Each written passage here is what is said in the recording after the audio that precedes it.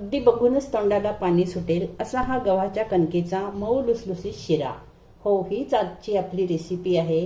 Perfect शिरा कसा बनवायचा, योग्य माप घेऊन, हे आपण आजच्या व्हिडिओमध्ये बघणार आहोत। काही ठिकाणी या शिऱ्याला कडा प्रसाद सुद्धा म्हणतात, पण आपल्या महाराष्ट्रामध्ये तर हा शिरा आपण नाश्त्यासाठी बनवतो। हा शिरा घट्ट होऊ नये किंवा मग पातळ होऊ नये म्हणून मी अगदी परफेक्ट मेजरमेंट व्हिडिओमध्ये आपल्याला सांगितलेलं आहे। बस तेच मेजरमेंट आपण घ्यायचं। आपण पण माझ्या पद्धतीने हा शिरा नक्की ट्राय करा आणि रेसिपी आवडल्यास व्हिडिओ लाईक शेअर करायला विसरू नका। रेसिपीला सुरुवात करूया। गव्हाचा शिरा बनवण्यासाठी म्हणजे गव्हाच्या पिठाचा शिरा बनवण्यासाठी सर्वात आधी घेतला आहे मी ही 1 वाटी कणिक, ज्याच्या आपण रोज पोळ्या बनवतो ती, आणि ही घेतली आहे 1 वाटी साखर। घरातली कुठलीही 1 वाटी तुम्ही सेट करून घ्या आणि त्याच्याप्रमाणे माप घ्या। आणि त्याच वाटीने 1 वाटी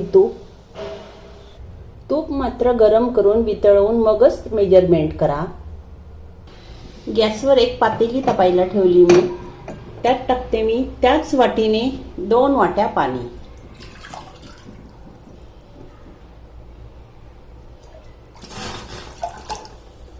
पाण्यामध्ये टाकायची 1 वाटी साखर, किंवा 1 वाटीला थोडी कमी घेतली तरी चालेल। तुम्हाला जर गोड कमी आवडत असेल तर तुम्ही गोड कमी घ्या, साखर कमी घ्या, म्हणजे शिरा आपोआप गोड कमी होईल। याची आपल्याला चाचणी वगैरे काहीही करायची नाहीये, फक्त साखर वितळवून घ्यायची। आणि साखरेच्या ठिकाणी तुम्ही गूळ सुद्धा वापरू शकता।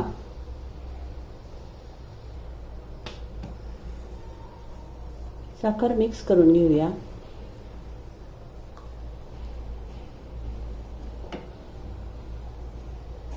पाण्याला उकळी आली आणि साखर पण पूर्ण वितळली। आता गॅस बंद करून हे पाणी आपण एका साईडला ठेवून द्यायचं। गॅसवर कढई तापायला ठेवली मी, त्यात टाकते मी हे 1 वाटी साजूक तूप। तूप थोडं गरम होऊ द्यायचं। आता त्यामध्ये ही आपली गव्हाची कणिक टाकायची। इथे तुम्ही थोडीशी जाड कणिक सुद्धा वापरू शकता।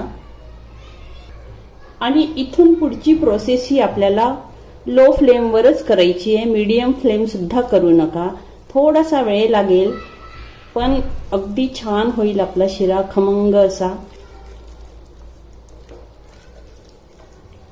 कणकेचा शिरा जेव्हा आपण बनवतो ना, तेव्हा ही स्टेप खूप महत्वाची आहे की याला लो फ्लेमवरच खमंग भाजायचं।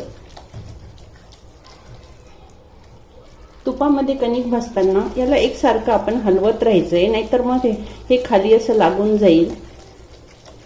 गोल्डन कलर येईपर्यंत खमंग अशी कणिक आपल्याला ही गव्हाची भाजून घ्यायची आहे। तूप पण सेपरेट झालं पाहिजे कणकेपासून, तोपर्यंत याला भाजून घ्या।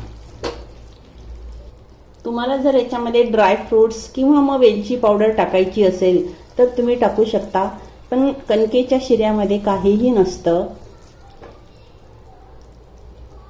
आणि हा शिरा बनवताना तुम्ही एकतर नॉनस्टिक कढईमध्ये बनवा किंवा मग हेवी बॉटम असलेली कढई घ्या। खूप अशी पातळ बुड असलेली कढई घेऊ नका, नाहीतर मग काय होतं, ही कणिक जळून जाते त्याच्यामध्ये। आता बघू शकाल आपण हळूहळू याचा कलर चेंज होतो आहे। आता बघू शकाल आपण कणकेचा कलर चेंज झाला, पण तरी सुद्धा हा व्हायचा आहे, कारण जेव्हा तूप याच्यापासून सेपरेट होईल तेव्हा समजायचं की आपल्याला पाहिजे तसं परफेक्ट झालेलं आहे। थोडंसं याला अजून परतवून घ्यायचं लो फ्लेमवरच। आता याला छान गोल्डन कलर पण आला आणि बबल्स यायचे सुद्धा बंद झाले। बबल्स यायचे बंद झालं म्हणजे कणिक आपली छान अगदी खमंग परतवल्या गेली असं समजायचं। आणि आता याच्यापासून तूप सुद्धा सेपरेट व्हायला लागलेलं आहे। आता याच्यामध्ये टाकायचं आपण साखरेचं जे पाणी करून ठेवलेलं आहे ते। हळूहळू हे साखरेचं सर्व पाणी आपण याच्यामध्ये टाकून द्यायचं।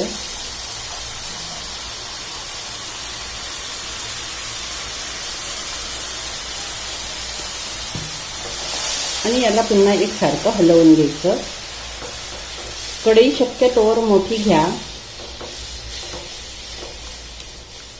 लो फ्लेमवरच शिरा आपण आता एकसारखा हलवायचा। बघू शकाल खूप पटकन असा हा घट्ट होतो। फ्लेम मात्र लोच ठेवायची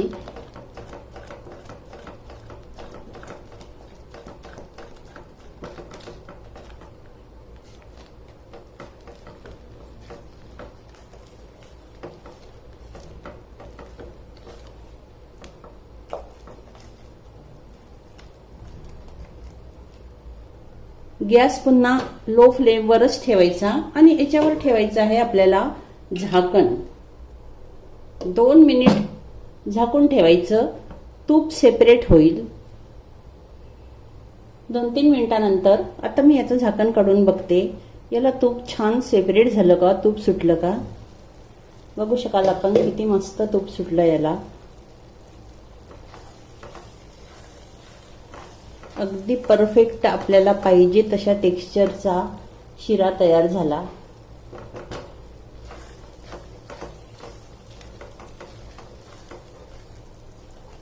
दोन मिनिट याला पुन्हा झाकण न ठेवता होऊ द्यायचं, म्हणजे आणखी छान याचं तूप सेपरेट होईल.